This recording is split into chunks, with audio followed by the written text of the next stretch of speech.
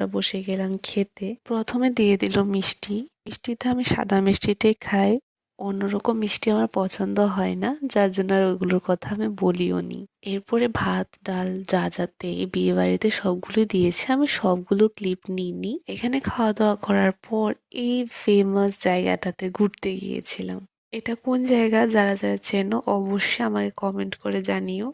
মাসির বাড়ির ওইখানেই এই জায়গাটা, তার জন্য আসা হলো, না হলে কোনো প্ল্যান ছিল না এখানে আসার। এই জায়গাটার সাথে একটা বুদ্ধ মন্দির আছে, যেটার ছবিও অনেক দেখেছি আমি ফেসবুকে। অনেকেই গিয়েছে এই জায়গাতে।